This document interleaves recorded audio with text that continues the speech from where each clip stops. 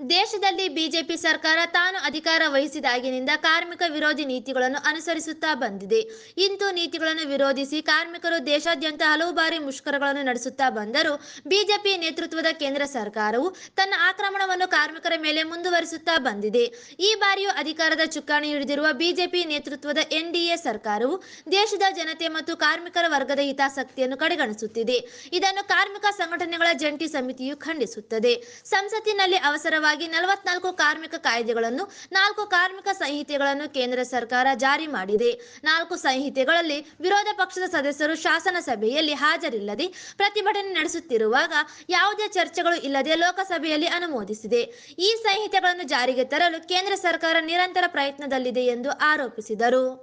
ಈ ಕಾರ್ಮಿಕ ಸಂಹಿತೆಗಳ ಜಾರಿಯಿಂದಾಗಿ ಕಾರ್ಮಿಕರ ಎಲ್ಲ ಹಕ್ಕುಗಳು ಮೊಟಕುಗೊಳ್ಳಲಿವೆ. ಕಾರ್ಮಿಕರನ್ನು ಅಲ್ಪ ಸ್ವಲ್ಪ ರಕ್ಷಣೆ ಮಾಡುತ್ತಿದ್ದ ಕಾಯ್ದೆಗಳನ್ನು ಈ ಸಂಹಿತೆಗಳು ದುರ್ಬಲಗೊಳಿಸುತ್ತವೆ. ಇದು ಕೈಗಾರಿಕಾ ವಲಯದಲ್ಲಿ ಸಂಘರ್ಷಕ್ಕೆ ಕಾರಣವಾಗುತ್ತದೆ. ಕೈಗಾರಿಕೆಗಳ ಮಾಲೀಕರು ಬಲವನ್ನು ಬಳಸಿಕೊಂಡು ಕಾರ್ಮಿಕರ ಬೇಡಿಕೆಗಳನ್ನು ಮುಷ್ಕರಗಳನ್ನು ಹತ್ತಿಕ್ಕಲು ಈ ಸಂಹಿತೆಗಳು ಅವಕಾಶ ಮಾಡಿಕೊಡುತ್ತವೆ. ಅಧಿಕಾರದಲ್ಲಿರುವ ಬಿಜೆಪಿ ನೇತೃತ್ವದ ಎನ್ಡಿಎ ಸರ್ಕಾರ ಕಾರ್ಮಿಕ ವಿರೋಧಿಯಾಗಿರುವ 4 ಕಾರ್ಮಿಕ ಸಂಹಿತೆಗಳನ್ನು ಕೈಬಿಡಲು ಆಗ್ರಹಿಸಿದರು. ಕಾರ್ಮಿಕ ವಿರೋಧಿ 4 ಕಾರ್ಮಿಕ ಸಂಹಿತೆಗಳನ್ನು ಕೈಬಿಡಲು ಒತ್ತಾಯ. ಮಾನ್ಯರೇ, ಪ್ರಸ್ತುತ ಅಧಿಕಾರದಲ್ಲಿರುವ ಬಿಜೆಪಿ ನೇತೃತ್ವದ ಎನ್ಡಿಎ ಸರ್ಕಾರ ಕಾರ್ಮಿಕ ವಿರೋಧಿಯಾಗಿರುವ 4 ಕಾರ್ಮಿಕ ಸಂಹಿತೆಗಳನ್ನು ಜಾರಿ ಮಾಡಲು ಹೊರಟಿದ್ದು, ಈ ಸಂಹಿತೆಗಳು ಕಾರ್ಮಿಕ ವಿರೋಧಿಯಾಗಿರುವ ಹಿನ್ನೆಲೆಯಲ್ಲಿ ಇವುಗಳನ್ನು ಕೈಬಿಡಬೇಕೆಂದು ಕಾರ್ಮಿಕ ಸಂಘಟನೆಗಳ ಜಂಟಿ ಸಮಿತಿ ರಾಯಚೂರು ಘಟಕವು ಕೇಂದ್ರ ಸರ್ಕಾರವನ್ನು ಒತ್ತಾಯಿಸುತ್ತದೆ. ದೇಶದಲ್ಲಿ ಬಿಜೆಪಿ ಸರ್ಕಾರ ತಾನು ಅಧಿಕಾರ ವಹಿಸಿದಾಗಿನಿಂದ ಕಾರ್ಮಿಕ ವಿರೋಧಿ ನೀತಿಗಳನ್ನು ಅನುಸರಿಸುತ್ತಾ ಬಂದಿದೆ. ಇಂತಹ ನೀತಿಗಳನ್ನು ವಿರೋಧಿಸಿ ಕಾರ್ಮಿಕರು ದೇಶಾದ್ಯಂತ ಹಲವಾರು ಮುಷ್ಕರಗಳನ್ನು ನಡೆಸುತ್ತಾ ಬಂದರೂ ಬಿಜೆಪಿ ನೇತೃತ್ವದ ಕೇಂದ್ರ ಸರ್ಕಾರವು ತನ್ನ ಆಕ್ರಮಣವನ್ನು ಕಾರ್ಮಿಕರ ಮೇಲೆ ಮುಂದುವರಿಸುತ್ತಾ ಬಂದಿದೆ. ಈ ಬಾರಿಯೂ ಅಧಿಕಾರದ ಚುಕ್ಕಾಣಿ ಹಿಡಿದಿರುವ ಬಿಜೆಪಿ ನೇತೃತ್ವದ ಎನ್ಡಿಎ ಸರ್ಕಾರವು ದೇಶದ ಜನತೆ ಮತ್ತು ಕಾರ್ಮಿಕ ವರ್ಗದ ಹಿತಾಸಕ್ತಿಯನ್ನು ಕಡೆಗಣಿಸುತ್ತಿದೆ.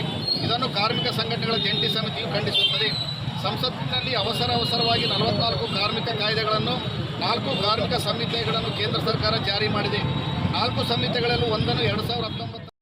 ಈ ಸಂದರ್ಭದಲ್ಲಿ ಸಿಐಟಿಯು ಜಿಲ್ಲಾಧ್ಯಕ್ಷೆ ಎಚ್ ಪದ್ಮಾ, ಎಐಯುಟಿಯುಸಿ ರಾಜ್ಯ ಕಾರ್ಯದರ್ಶಿ NS Veeresh, AITUC Anand, INTUC ಜಿಲ್ಲಾಧ್ಯಕ್ಷ ತಿಮ್ಮಪ್ಪ ಸ್ವಾಮಿ, ಸಿಐಟಿಯು ಜಿಲ್ಲಾ ಕಾರ್ಯದರ್ಶಿ ಡಿಎಸ್ ಶರಣಬಸವ, ಎಐಯುಟಿಯುಸಿ ಕಾರ್ಯದರ್ಶಿ Mahesh Cheekalaparvi, SM Peera, M Sharanagouda, M Ravi, Salauddin, Srinivas Komari, VM Ukkali ಸೇರಿದಂತೆ ಅನೇಕರು ಇದ್ದರು.